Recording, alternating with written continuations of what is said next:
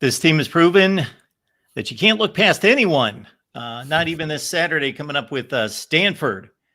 So the Noles trying to dig out of a hole, and that goes back to last season and a lot of speculation about what it could all look like at the end of the year if things don't turn around. We know we've got the hardcore base here, so we appreciate you being here at the Voice of College Football, FSU. Right next to me, of course, big game James Coleman with Den Sports Media, and Georgitis, the Renegade Report down below. We will look at George's caricature tonight. It's all good, or whatever you call those things. Guys, how we doing tonight? I'm good. I'm in the Northeast. I'm in Europe. Well, yeah, I'm not far. You were in Bristol before, right? Yes. Oh, yeah. Yeah, so I'm in Trenton, New Jersey. Okay. Not around the corner per se, but Northeast nonetheless. Yeah, about 2.5 hours away, I would say. Something in that range. George, how we doing? Hey, doing good. That's up there. That might as well be New York to me. You up there, man. I made that drive with my grandparents, like when I was like 10 or 11, from here to upstate New York. Ooh, I said never again. Never, ever again. Well, I'm guessing you didn't have much choice at 10 or 11. Oh, that was the Buick with the windows rolled up and Granny chain smoking in the front seat. That was, nice. That's right there, borderline Gen X to millennials, in your generational growing up there. But yeah, that's right. Well, James, there might be some Florida State fans who are resigned to chain smoking these days. After what they've seen the last few weeks. To quote my position coach at Florida State, they're going to drive me to drink hard liquor. That was what he was saying. The guys, and then the state of college football today has people in some things that are just unrealistic. The expectations. I think, but again, I think the only thing that I would probably be like everybody else if I didn't cover the NFL. And I didn't see the way things are changing and where the landscape is becoming more of a professional type sport. I don't live and die with wins and losses. It stinks though, because you should have, when you look at these last 3 weeks, 2 of those wins, you would have definitely 100% said that those should be where you should be, right around where you should be at. The Miami loss, while disappointing in the grand scheme of things, Miami has a more talented football team on paper, if you're being honest. But you coached better in some of those games than you did in the games against the guys that you really had exponentially more talent than. So that means that there is a problem with preparation mentally as well as physical preparation. And it is baffling as well as annoying. But then those losses have conversations that become even more annoying and lack nuance. In particular to when you see other prominent and non-prominent programs making decisions for the future very, very early in the season. So Florida State fans are a little nutty right now, and I will say the play of the players on the field has, and the way that media and content goes these days, lends to make people to fan the Flames even more. Yeah, no doubt. I mean, just if we're honest with ourselves, we all knew kind of what this roster was going into the season.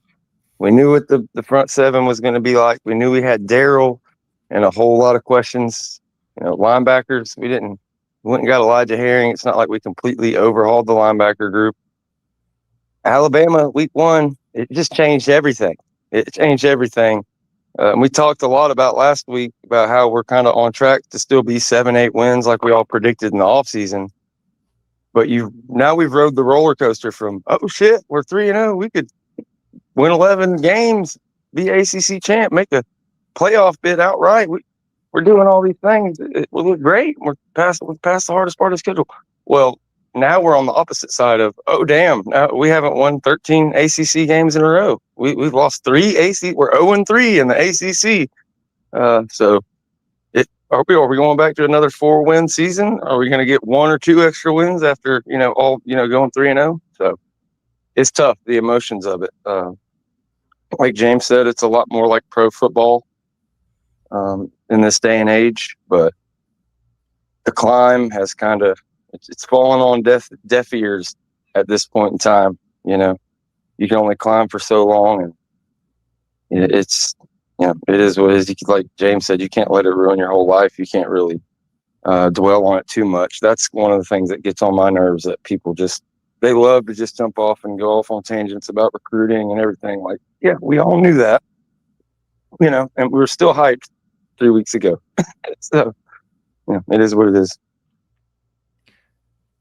So I watched the game in this way, where I saw 3 or 4 plays, and then 20 minutes later, I'd see 3 or 4 more plays. So I can't really get a feel while I was watching 2 other games, and this was kind of my third choice of checking in every 20 minutes when the other 2 were in commercial kind of thing for what was going on. But obviously this Pitt backup quarterback is better than their starting quarterback, and he is the starting quarterback now. And George, you actually teed us up for that last week because I hadn't seen him play, didn't know anything about him, and I just thought that was going to be to their detriment that they were starting their backup quarterback. But again, you teed us up on him possibly being better, and I don't think after watching last week's game, there's too much doubt. So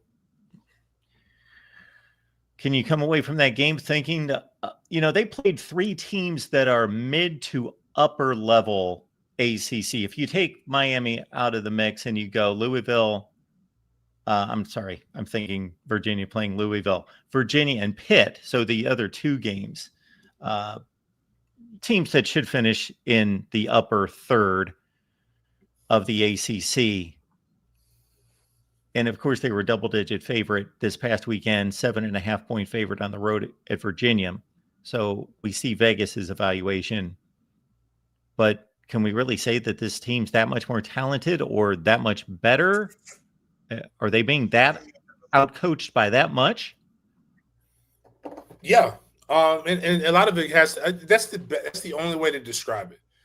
Everybody on this roster, if you not everybody, but if you open house right now, a lot of these guys will find a place to go. Earl Little would find a place to go. Hell, Deuce Spann, the guy who was one of the lesser guys on Florida State roster, found a spot at Pitt for his final year. The quarter, maybe Castellanos wouldn't be there, but he would have found another resting place, another home. And I'm not even blaming the offense per se. We could get into the nuances of why the game, but when I look at this defense, Darrell Jackson, and I talked to my friend who's a GM and a scout. We don't watch the games for wins and losses. We watch to see how they performed and do they do things that we like. Because I joked with them, I'm in this area, I'm in the Philly area, so I was like, I wanted to go spy and see him, but he's out scouting. And I was like, don't judge my guys too harshly. Some of them are good people. He said, oh, good thing we don't look at wins and losses as much as we look at individuals' wins and losses in the games. So you've got guys that are playing well. You got guys that have NFL grades that you'll see potentially get an opportunity to play in the National Football League. But what you see is a lack of concentration and a lack of focus on the tasks that are at hand. What do I mean by that? I mean, clearly, like, you've got the play that got me the most by the freshman, and this is what I knew. He was smelling himself. He was really feeling himself. He's rolling to his left with his shoulders turned, and he sees somebody in his zone. He pats and he throws it. No technique, just flings it. Shows he has talent. That pass should never be completed by a true freshman on the road in the most hostile environment, regardless of how good he may or may not be. That is embarrassing. Like, that shows that people left their zone. That shows that people are trying, especially in the zone. You do your job and what you're coached to do. But I'll go to the coaching part because regardless of what your system is, if you have the pieces to fit your system. And if you cannot adapt your system to the pieces that you have currently, either you don't take the job. You find those pieces in the transfer portal, or you adjust your system to the personnel in which you have. Any coordinator worth their salt can adjust the personnel, can adjust the system to the personnel in which they have. You got man coverage guys. That's what Florida State has ran. Until you find zone corners or guys that you can really truly teach, you run variations of man until you can wean them into what you want. Heck, if you would have ran man, you probably wouldn't have got beat by two guys in Miami's wide receiver corps because you could have shut them. You could have made Carson find somebody else to beat you. You probably don't lose if you just make a simple adjustment. Stop putting your line. The biggest mismatch on the field is a linebacker on a running back. When you find out that linebacker can't cover the wheel route, you know what you should do? Don't make that linebacker do what he can't do.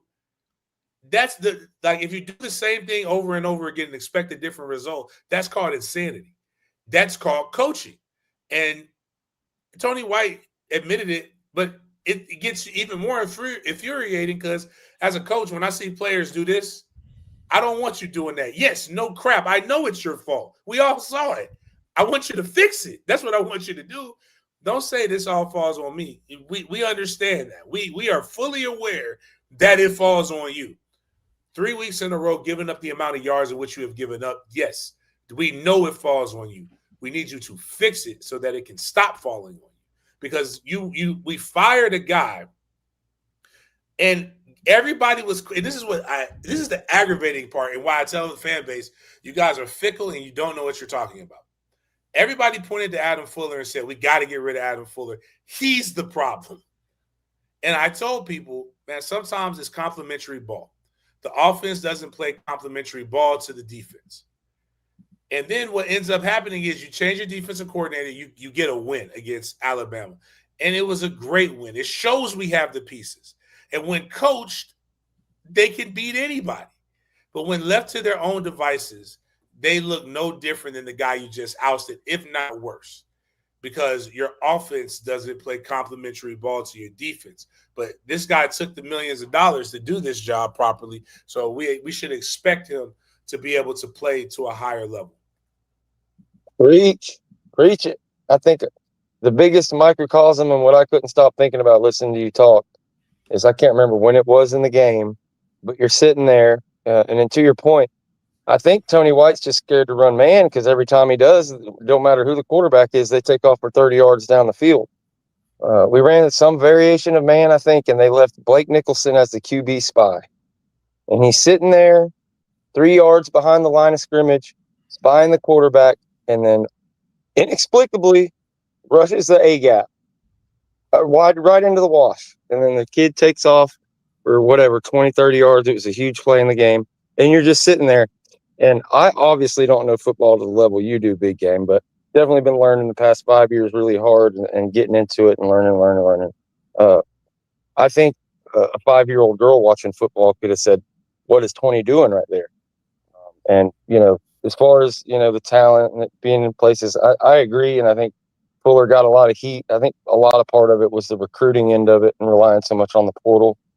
But the linebacker, I think, is the one position that there's not many guys that are going to find a very comfy spot, unfortunately. And maybe it is totally coaching, but they weren't coached under Fuller either, as far as the linebacker core specifically. And even with recruiting, it's still a similar thing where you lost your highest rated guy was a DB. You lost him. You don't really have any. Your problem is in the linebacker core. You still don't have that solved. You have holes and you have problems. And it's going to always be somebody until it's fixed. But I'm looking at the stats that Mark has up here. I can tell you what I never want to see. Your leading tacklers. Shoot, your top 5 leading tacklers. Do you know what they all have in common? They're all DBs. I don't want that. At number 6. And there's 2 of them. Well, I mean, technically it's a 4-way tie for 4th, but I have my linebacker, Justin Cryer, Omar Graham, that are tied for 4 tackles apiece. I don't want that. That's not what I need. I need those guys getting active and getting into the game a little bit more than what they're doing. There's a lot of inconsistencies across the board with this Florida State team, but I do know this: it is very difficult to win a game when you give up 475 yards of total offense, and teams scored that many points on you. You've got to be able to stop somebody. You got to stop the bleeding in order for them to be able to be effective on offense. Now, the offense wasn't great. To quote my baby boy, Thomas Castellanos was going up there throwing up prayers at times because he does not know how to see see in the pocket, but he wasn't inaccurate. Two of his passes were, one was a prayer to Mekhi, and another one was a prayer to Landon Thomas. But actually, this is what I'm gonna like right now. Again, I asked this against Miami. Who are the four guys, the three to four guys that Florida State can go to, and you know they're going to make plays? And this is what we're doing. This is what we need to stick to. Now, one of the guys I believe, and I like him, I believe they're doing entirely too much to try to get him the ball, and that's Mekhi Dansby. Like, all right, man, we don't need to run jet sweeps and double and trick plays all the time to get the ball to Mekhi. We can play it even. We can play it high go. But right now, we look at Gavin Sawchuk, Usman Cromwell, and Mekhi Dansby. Those seem to be the three guys that you want to get involved in the offense the most. Now, personally, I believe all my runs need to go between Sawchuk and Cromwell. We don't need to be doing running back by committee. You got to get some guys to be able to go in there and do what they need to do. Clearly, Mekhi Dansby is one of the guys that you want to get the ball to at wide receiver. You also need to be able to go out there and try to get it to Squirrel White and Deuce Robinson. If the offense can't move between those five guys, if those five guys are not taking up 75 to 80% of the offense, we don't know what we're doing and what we're calling plays. If you don't like that assessment, if you think that's oversimplified, and you think we need to diversify, go look at who's whipped your ass recently. Miami, if you look at who Carson Beck threw the ball to, he threw it to 10 and 7. That was it. One running back got a majority of the runs. There were three people that beat you. That's all you need to do. And then if you can get it to other people, great. But when I look at the bulk of the time, it goes to those guys. That's how you win games, especially when it's in crunch time. I guarantee you, if I go and I look at Pittsburgh's breakdown, I damn sure know Zero got the ball a lot in the passing game and in the running game. But if we go look at that, you're going to probably see, let's say we got Mitchell. Yep, you got 0, and you got 5 at 78 yards receiving. Like, it's not rocket science. It's not brain surgery. It's really taking what the guys give you and dialing it up to get your guys in position to win the game. And I don't think we've done the greatest job of that. See, Desmond, Raphael Williams, that's who they were trying to get the ball to.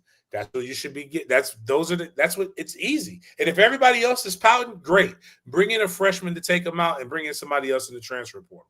Your 1, 2, and 3 wide receivers are your 1, 2, and 3 wide receivers for a reason. This is not I-9. This is not rec ball. This is not park ball. You do not get a minimum of plays. You play to win the game, and I need us to that's the standard that has to come back. You got to get guys playing that deserve to play, not because they cried the most to play.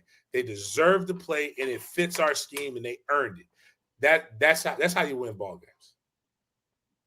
Yeah, man. The offense, you kind of hit exactly what happened to the offense there. And what was it, the third quarter that was so bad? Another big key point that we all knew going into this year, we needed our starters to be out there. And Randy Pittman Jr. was already out for the whole game. Deuce goes down. Micah Pettis down. Micah Dansby, he was pretty much all you had left out there. Squirrel's been hurt. I didn't see him do much. But as far as the running back rotation, I have never, ever been a fan of how Mike does that. I've never understood it. There's almost no rhyme or no reason. When Keziah's hot last game, he doesn't get more touches. This game, you're kind of forcing it to him. Last year, the way they used the running backs, I had no idea. Like, one guy would take you right down the field, averaged 4 yards a carry on the whole year, and they get him down in the 20-yard line, and they take him out and put a true freshman in.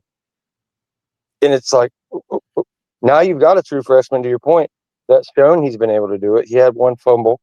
But that's another thing if you want to get on the coaches. James, you're a fullback, tailback, whatever you want to call it. You played it at all levels. Like, are they on the old school way to keep the ball instead of putting it in the elbow and then high up in the chest? I've watched guys, Tiki Barber, break this down. Like, how does it 3 different running backs back to back to back fumble? Like, is that coaching too? Like, holy shit, excuse my language. Yeah, if you fumble, like my position coach said this. Billy Sexton. Billy Sexton is the greatest running back coach in Florida State history. One of the greatest running back coaches of all time. I will speak his praises until I'm dead. I will speak it so high that my sons will speak Billy Sexton's praises. Every guy who I've ever coached knows who Coach Sexton is. No running back is worth 2 fumbles in Billy Sexton's not 2 fumbles in a game, 2 fumbles in a season. He would tell you to buckle up your chin strap, put all your shoulder pads on as tight as possible, run to the top of Doak Campbell Stadium and jump. That's what he would tell you. It was a thing where you had 10 stadiums per fumble. And you did it on Monday's practice. After practice, you went in there and you ran all 10 of them. So if you ever we had, and then you never saw the ball. We brought in 3 running backs and 2 fullbacks my freshman year. Of that, 3 of us went to the NFL. Three tailbacks went to the NFL, and I went to the NFL. BJ Dean got a chance to go to training camp with Baltimore Ravens. He was a redshirt freshman. But we had Greg Jones, Nick Maddox. Those were the guys who were there. Leon Washington, Tom. It's not Costello. It's Thomas Hollywood Clayton, Lorenzo Booker. Then we also had Willie Reed, and there was somebody else that was there. So we had 7 backs. Nick and Greg were the primaries until Greg tore his ACL.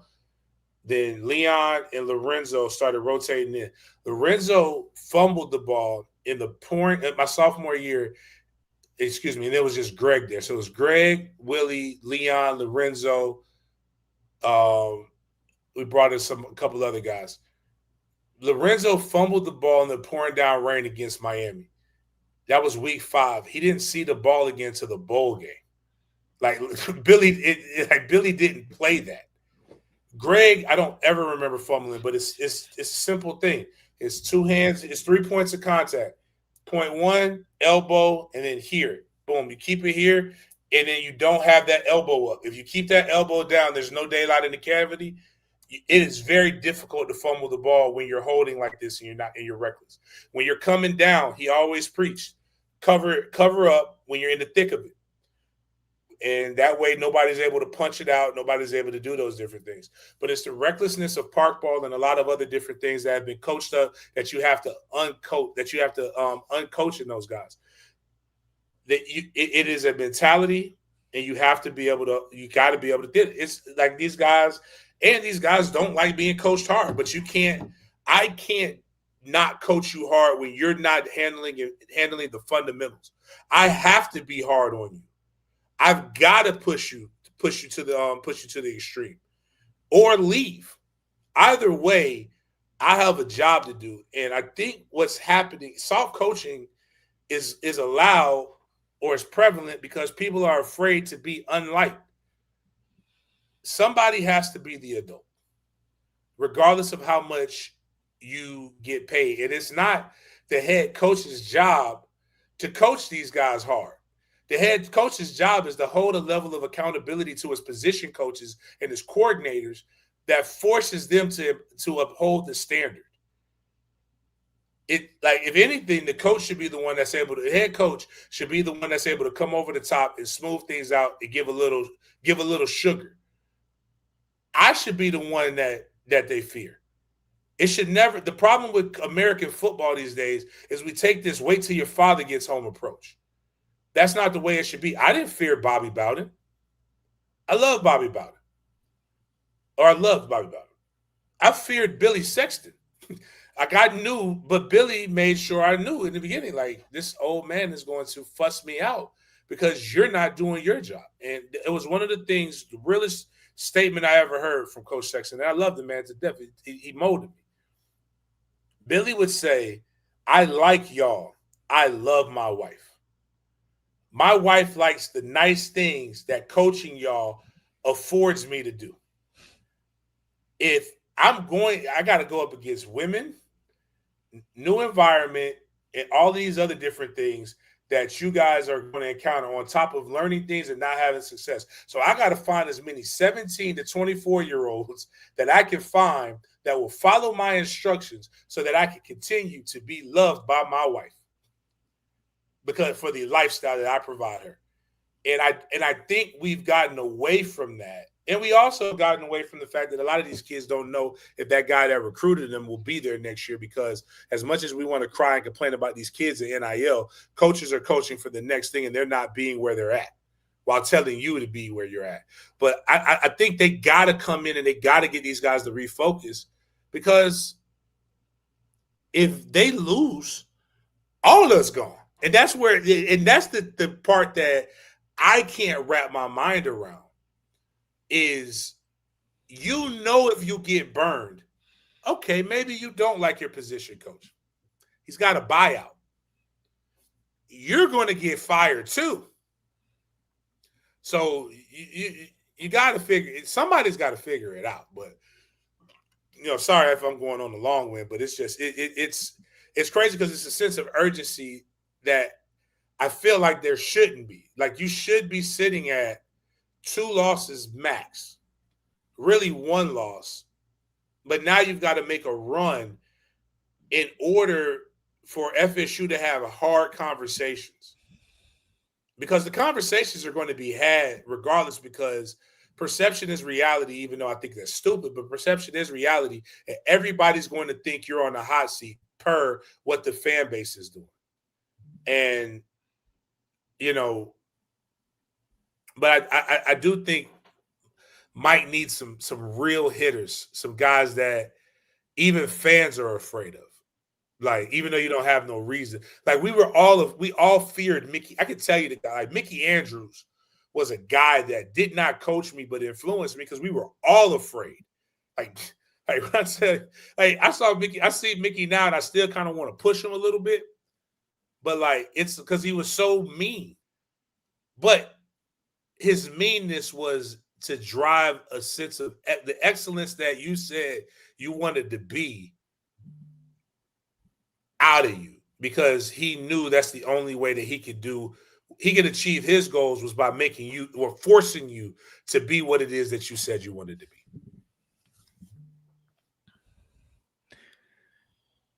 So I think, James, and you correct me if I'm wrong, that you made a statement at some point, maybe it was after the Alabama game, maybe before, when you had a projection on Florida State at 8-4. I was at the same place before they ever played a game, that Mike Norvell is going to be the coach in 2026, unless things completely unravel like they did in 2024. So is there any possibility that he's not the coach next season? If this continues in this direction, and we can all see the schedule and all project a bunch of wins there, but they're not happening against the teams that we projected them to come against the last 2 times out, or 2 of the last 3. Yeah, like, obviously, regardless of what you do this weekend, and again, one thing I've learned about football this year is that I know a lot about football, but I know nothing about picking games. We should beat Stanford, okay? Like, there is nothing. But I feel like I feel redundant in saying this. Like, we should beat Stanford. There's nothing to fear about Stanford. Should be nothing to fear about Stanford, but we'll see. But a friend of mine, a colleague, Danielle Kelly, brought up something that I hadn't realized.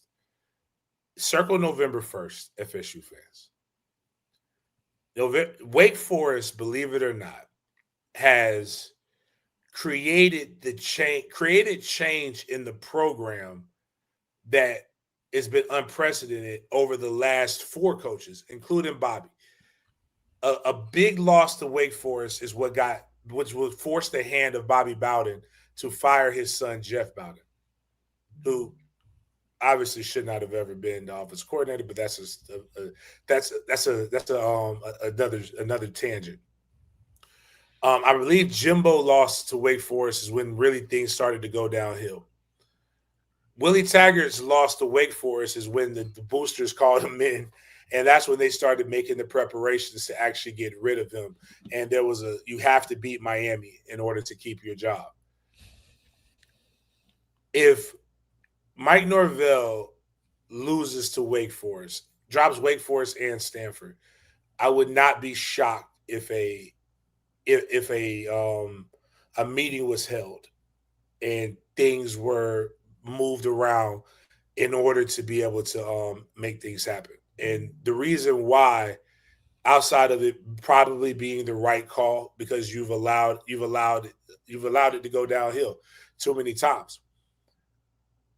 You have Clemson coming in, and you're not going to beat Clemson at that point.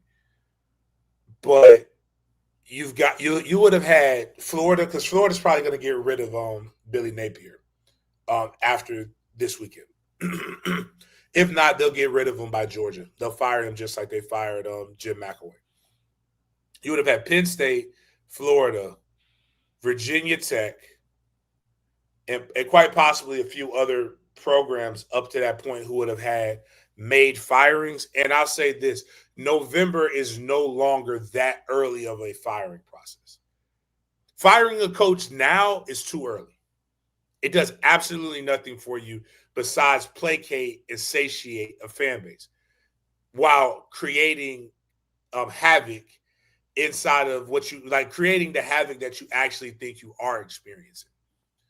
Like, there will be no stability. There's nobody, like right now at Penn State. Who's recruiting Penn State? What is the direction? All you did was open doors for kids who committed to that coach and that staff because they've been there for 12 years. And the expectation was that they would still be there. And you don't have you only fire a coach this early if you have the replacement pick.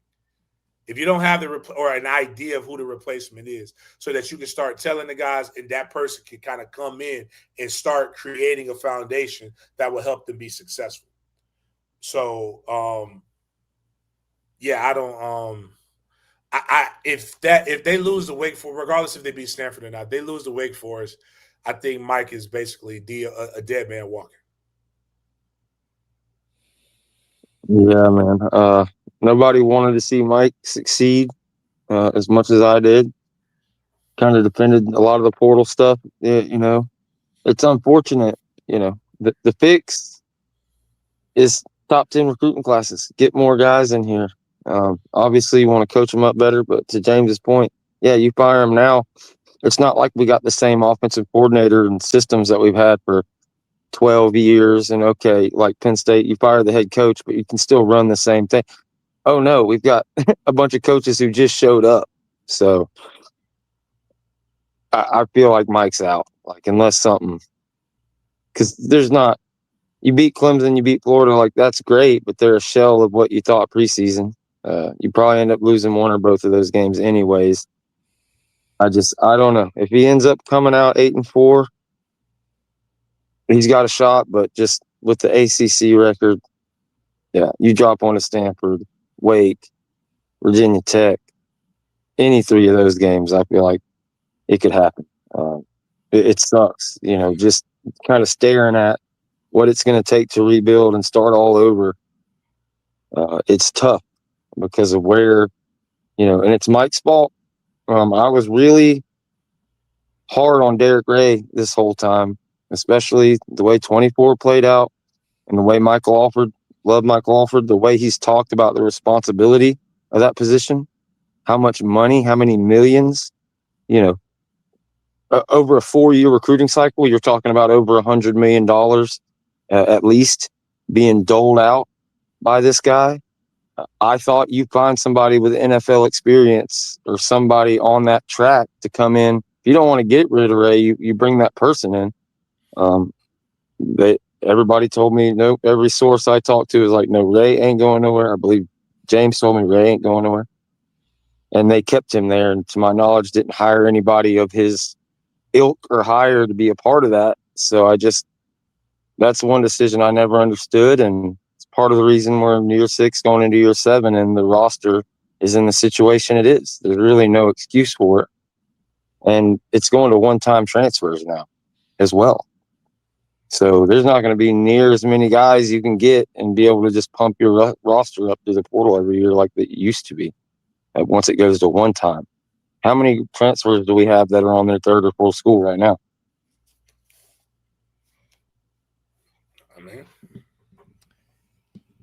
So here we are, folks. Florida State Live, typically on Tuesday, sometimes on Wednesday. So just make sure that you are subscribed here at the Voice of College Football. Turn on the bell for the notifications to know when we go live. And yes, the Noles are a 17.5-point favorite on the coast against Stanford. Stanford's an awful football team, but let's understand that they have a win in the ACC. And Boston College went out there as a 14.5-point favorite and dropped one to the Cardinal. So anything's possible. And we saw Penn State go out to the West Coast and lose as a 24-point favorite. It's tough to predict at this point, considering they just lost to Virginia and Pitt, and I did not have them losing those 2 games. But conventional wisdom would say that they're going to lose to Clemson and Florida and then maybe trip up one other time, and that would land them at 6-6. That seems like that would be kind of in that no man's land. Like there might be a fight among the administration as to what to do. Like maybe half say he needs to go and half say, no, let's give him another shot. He'd be a dead man walking, though, to James's point, even if they kept him at that point, unless he goes undefeated in 26. It's like, I think the Big Ten, and we covered it a lot. Mike Walker talks about it a lot. Like, yeah, that's great, and that's coming up in a couple of years. But I think they've kind of really allowed all that to supersede the football program and the day-to-day operations and looking what's good for here and what's good for there. They've got the $58 million buyout. I think the only chance he doesn't get fired coming off of 6-6 is if it's the buyout and then letting it downgrade another year. You're a year closer to going into the Big Ten. You get a guy in 26, then you've got 2 years to get ready for that or whatever move they make in 2030 because a move will be made. I feel like that looms heavy over everything. But yeah, 6-6, you're a dead man walking. There's no doubt. You're a lame duck. 6-6, not going to cut it. I believe if he's 6-6, then they will make. And actually, here's my gripe though with Florida State. And I talked about this on my show this morning. It has nothing to do with Mike Norvell or the current coaching staff, but everything to do with why you can't make a move. Florida State is still stuck in you either got to adapt or you're going to die. I don't care what what people believe the current landscape of America is and all these different things. There is a way things that have been done, and there's a way things that currently are doing. You don't have to like that players are getting paid. Don't care. Your opinion on that is irrelevant. Players are getting paid. Florida State has to take a mentality that some of the up-and-coming programs are taking, which is why they're getting better, which is why they're recruiting better, which is why I talked to, again, my dear friend who was up here, was supposed to take a job at a rival. I'm glad he didn't take that job.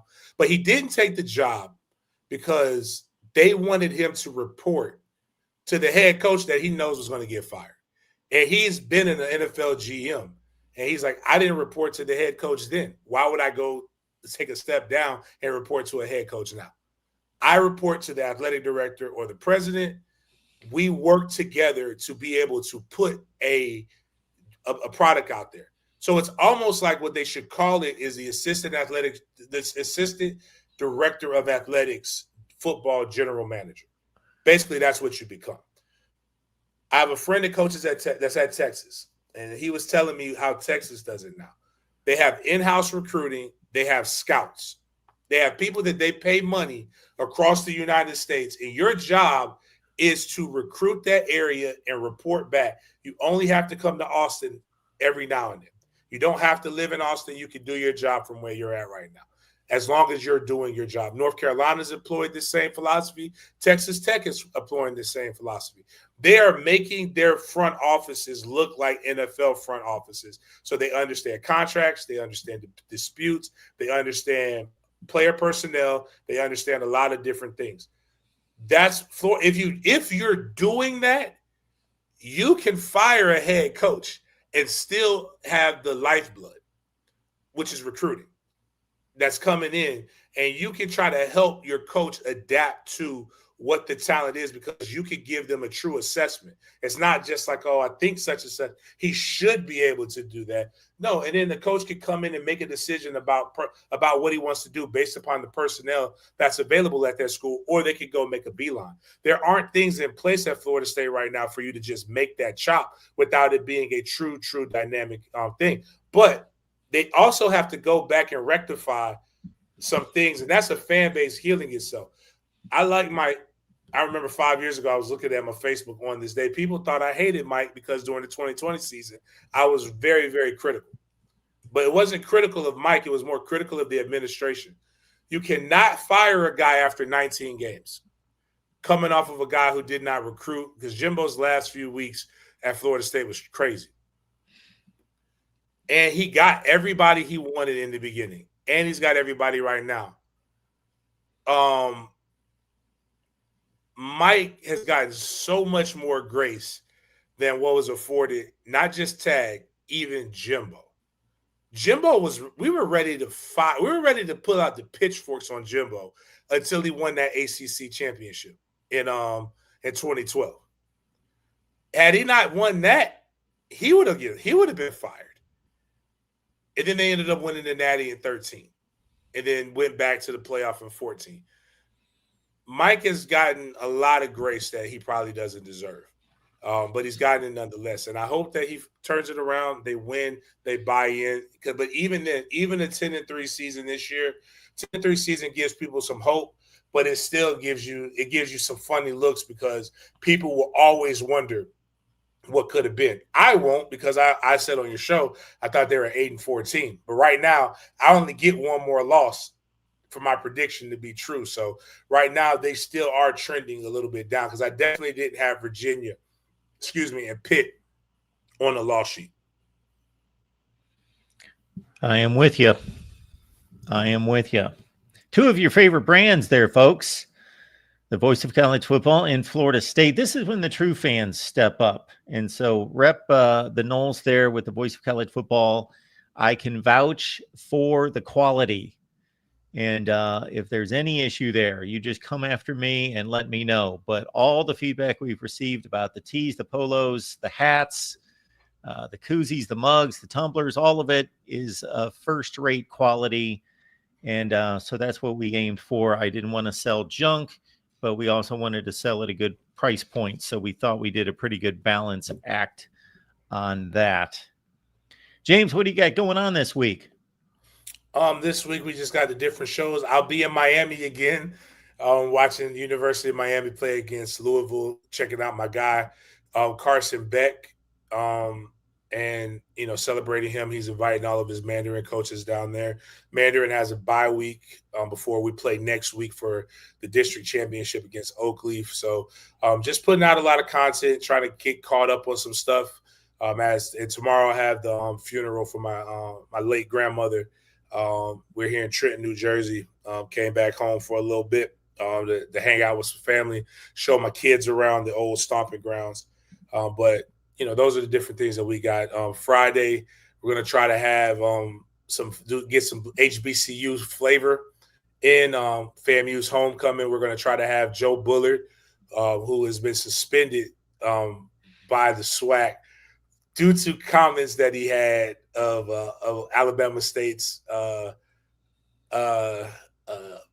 pleasantly plump band not band cheerleaders. What do you call them? Majorettes. That's it. They're majorettes. The comments were taken a little out of context, but we're going to try to have him on there. He's a good guy, and just try to keep it fun. Oh, Lord. Okay. Oh man, James, you had me looking for a word that was acceptable for the show. I knew what you was talking about as soon as you started talking, but Well, yeah, I know man, we've that's all funny. come up with this term, or somebody came up with this body shame term, and in no way do I want people to be uh, shamed in Well, that way, but I think we're a little too yeah. sensitive. So I know nobody like one thing I always encourage people to do is everybody has a PWI, whatever. It's called HBCUs for a reason. And whether you agree with it or not, there was a time when none of us could hang out. They started these businesses for people to go to school. You don't just end a business because somebody decided to finally change the rules. And anybody can go to them. But I do tell people this. If you want a great experience, go to an HBCU game. Just like, and don't be weird. Just don't be weird. Buy the chicken, eat it, smile, and what you'll see is everybody will swarm you, and you will feel more loved than you would, because they're going to be like, wow, somebody took the time to come across these tracks and learn about us. We're going to make sure you're okay. They're going to take care of you. They're going to give you the peak. They're going to give you an ice cold. They call it check down here. I don't know if you got a chance to go to Winn-Dixie yet, Mark, but they got check sodas. They're going to give you the peach check soda. They're going to make sure you're taken care of. But I'll say this. The honeybees, you have to be 200. You have to be, Mark, 250 pounds to qualify or more. So I don't understand how you could get upset at somebody when you met the qualifications. Like, it wasn't like I'm trying to become a regular majorette. I'm just trying to become a regular majorette, and I was just a little bit big. No, you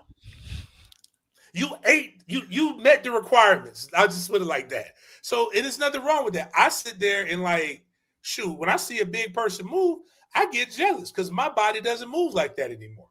So hey, listen, man, if I see a fine woman walk by me, I'm gonna say that woman fine.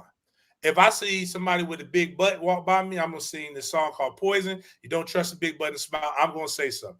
If I see a big woman gyrating and moving, I'm probably gonna say, man, that big girl could do something. It just happens. I'm sorry, man, whatever. But it's funny. It's funny. Some of the things are bad, but the things that are innocent are the ones that really get people jammed up. So I hate it. For sure. All right, George, what's going on there at the Renegade Report? Live at 8:15 Eastern tonight, we have the Renegade Roast back again with Jen and Tiny Hat. Besides that, not too much. Popping here with you guys once a week and try to get another football show. But the roast, everybody make sure you check that out. I was actually slapping together a thumbnail right before we got on here. Had to grab what's his name? Rob Schneider from Waterboy and put him on the thumbnail. Oh no, we suck again. So that's the thumbnail, and that's what they're going to be talking about here in just a little bit. But yeah, just trying to stay busy, and I guess we're going to be talking about coaching searches and everything else. Not exactly how we pictured the programming after the first couple weeks, but here we are, and it's always about the Noles as always. Well, we know in terms of public perception that they can't do anything right on Saturday night. Regardless of what the score is, they just need to avoid disaster. So as long as they avoid disaster, then everything's okay. But they can walk out of that place with a 5-touchdown win, and everyone's just going to point at Stanford and say they suck. So that didn't do anything. My word. Just if you lose to Stanford at a game that kicks off, I think at like 10:15 Eastern time, Twitter at midnight, 1 o'clock in the morning after a loss to Stanford, oh my gosh, the pressure might be on. He might be out the next morning. But yeah, that'll be about the only good thing if you stay up to the end of that game and Florida State loses. Go to Twitter and watch the masses melt down. But yeah, at least we can kind of enjoy a day of football without it being ruined. We'll get to see pretty much every game before the Florida State game. I'm guessing that Gem's on the ACC network. I'm sure ACCX or CW or something. Personally, I think it needs to be on Comedy Central or Cartoon Network or something, man.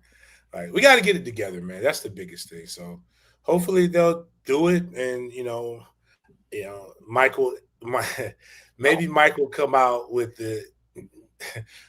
We'll find out if Mike's a good listener. What a dark comedy. Did you see Mike? Have you saw what the fan base is? We're so bad that we have to find something to talk about. And my guy Rick Ballou is kind of like, why won't they talk about his black eye? What got you the black eye? Why the black eye? Like, shut up. Like, nobody can, like, but dark humor. They say, you know how you can tell if somebody's a good listener? Like, they got, you know, if he got two black eyes, they clearly couldn't see or hear very well. So if Mike has the other eye black, that means Mike ain't listening to what the coaches are suggesting, and he didn't get it right the first time. So hopefully, you know, those guys come out of the West Coast and they go enjoy their bye week, and things are cranky in a positive direction. You gotta love those good old country sayings, man. Oh, two black eyes, bad listener. Oh, that's classic. I swear, my stepdad, when we growing up, you'd hear like a gunshot or a truck falling off a trailer or something. Oh, she'll cook dinner tomorrow night. Come on, man. Oh, love you guys. Go Noles, baby. That's right. James, safe travels, and our condolences to you and your family. And again, we'll make it on back here next week. Yes, sir. Appreciate you.